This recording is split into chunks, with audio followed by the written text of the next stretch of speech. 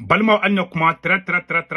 urgent. Balma bien vendredi 19 décembre 2025. Aywa, ko donso dramani boraka kuma, ko jatike wale mogo ko bina jarana mogo ku ka marfabla, konuma marfabla, konumi borala. A kabeda zanala de. Donso dramani malion amena ka kuma kankala.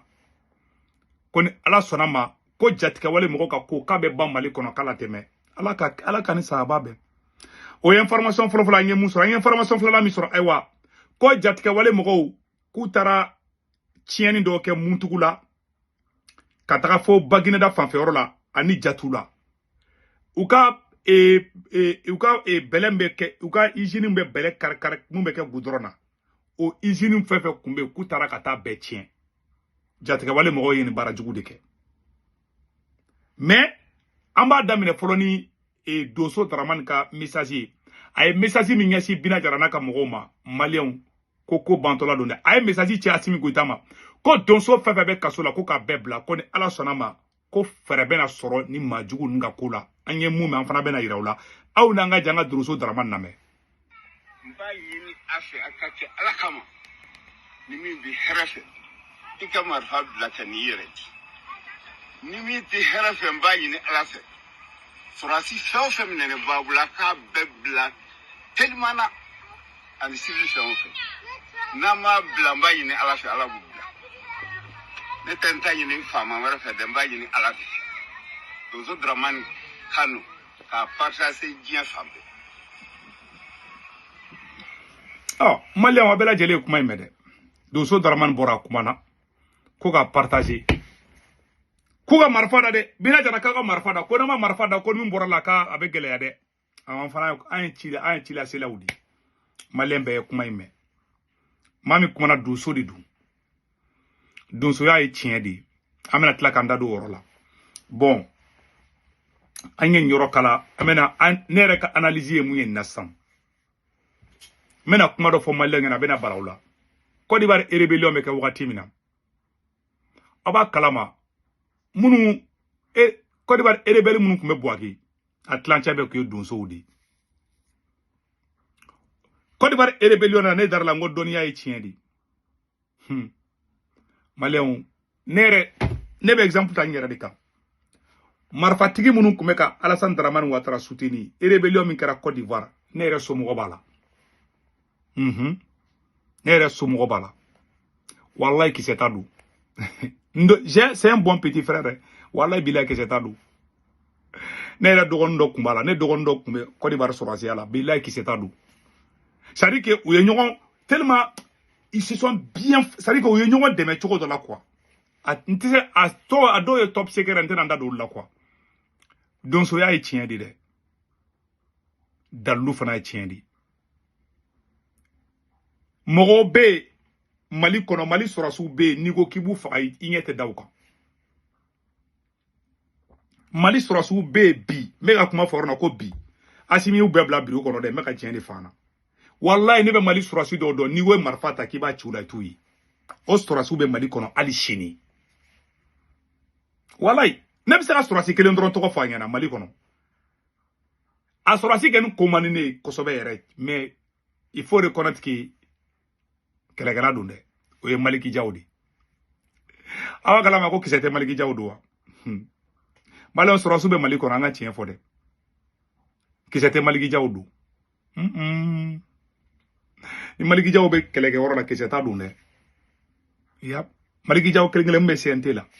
kiseta du ayi magentala na ya blaga chefinuna sorasi la gourouni nte fa ka tunu la quoi o le ko wera nga pa oro ko le top secret oui donc sorasu be Mali kono quoi qui sont invulnérables do be tunundi donia e tiende donso be Mali kono be tunundi donia e tiende donso munu ko meka Côte d'Ivoire défend c'est pour vous dire que donso be Mali kono ali sine munu kai mais anga tien fo nyogo nyana malien wallahi asimi de monnaie douana wallahi asimi de monnaie douana kelen wallahi kelen sera niveau de là ne dogoni ben le cerveau me mba fongo merci à ben le cerveau nen segu to ngani ben le cerveau asra asimi mango asimi kelen me niveau mina Mali doni gala be farango asimi go tay munde ke ni RFI ni France 24 tara ka taa fɔ ko doso tara mɔgɔ faga ya fɛ dɔrɔn u bɛ t'u minɛ k'u dun kaso la Mali doso bari de bɛ kaso la ne m'a fɔ n ko doso dɔw tɛ ne m'a fɔ n ko doso dɔw jo do bɛ dɔw jo tɛ n tɛ ka doso défendre mais Mali mɔgɔ bɛ maaw la k'u encadrer quoi parce que ni ye mɔgɔ fana bila yɛrɛ ma marifa la marifa b'a bolo o fana man ɲi normalement armée de kan ka marifa ta mais Côte d'Ivoire ye système mun kɛ Mali kun bɛ se k'o kɛ Côte d'Ivoire rébellion wagati donso ni sɔrɔsiw de ɲagami na ɲɔgɔn na o de bɛ se ka kɛ donso ni sɔrɔsiw de kan ka ɲagami ka encadrement kɛ pour que débordement kana kɛ wallahi dɔnniya bɛ donso la dɔnniya ye tiɲɛ de dɛ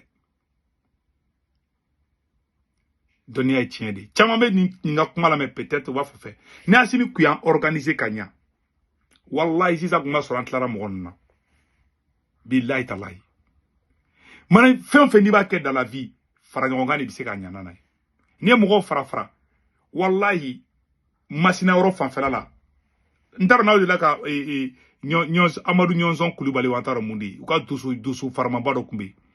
wallahi ni sɔrɔsiw don o cɛ minɛ ka don kaso la débat minɛna ka don kaso la masina yɔrɔ fanfɛla jatigɛ wale mɔgɔw taara dugu tilancɛ bɛɛ minɛ ne tɛ ka kuma ko n bɛ ka fɔ ko donsow ne bɛ n ta fɔ ne ba ye fila de voilà u kana taa fɔ ko n bɛ filaw contrôler an tɛ fila contrôler dɛ voilà ne musow fila de koyi ne mamuso fana ye fila de donc ne yɛrɛ ne ye métisi de ne ye fila métisi de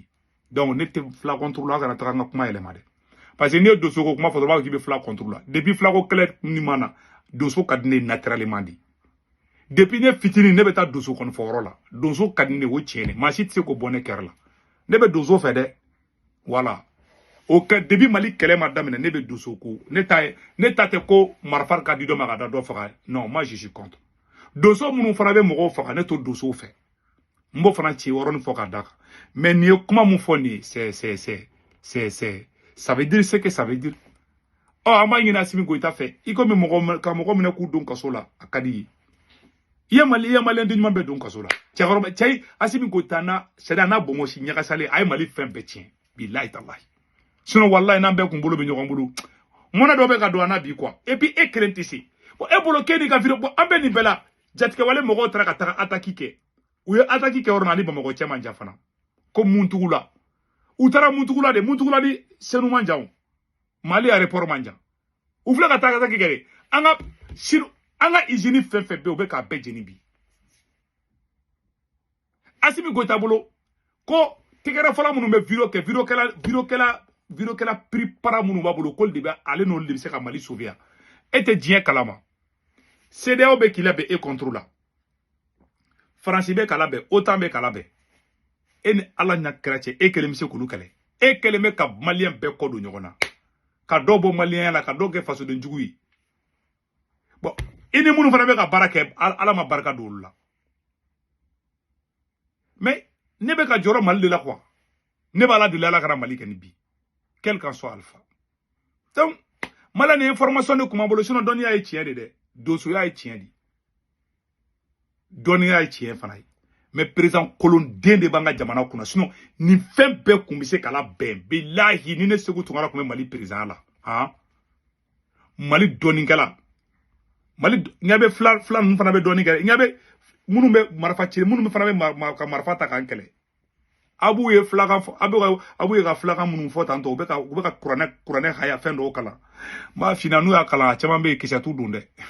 a dɔw bɛ peut-être ça peut passer u fana t'u kun fɛ koyi minnu fana bɛ k'an kɛlɛ marifatigiw bɛ ka kɛlɛ u t'u kun fɛ dɛ ala donc Bina Jara ka mɔgɔw bamanankɛ voilà aw yɛrɛ cayara bamananw yɛrɛ bɛ ka caya fɛn in na sisan dɛ ani marakaw est-ce que maraka fana tero tɛ yen maraka fana tero fana bɛ yen masa Mali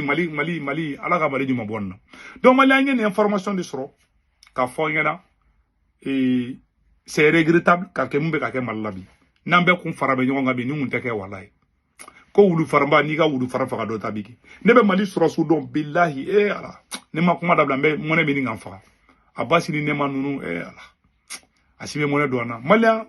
Malien fɛn fɛn bɛ Faransi Italie Espagne Angleterre Amérique Canada ka wari ci nɔgɔya la a bɛ Senwave application télécharger n'a Senwave application télécharger a bɛ ne Segu Tunkara ka code promo don urgent 10 € bɛ na o y'a aw yɛrɛ ta ye o kɔfɛ a b'a ka fɛngɛ 10 euros bina ya o ko fa baga banque information be do ka serveur application ko na photo fleni na télécharger droit be ne ka corps promo do urgent droit 10 euros bina ya tay ko fa baga banque information be do aw so mo be malla Sénégal Côte d'Ivoire Cameroun awul ga orange numéro ta to ko be karate na waru ci ma ba sur orange man na sur place waru ci go fala to droit me sara waru ci go fala na sabana bada 1 euro 99 c'est 2 euros ke ba fala droit o do kundo aka be ciao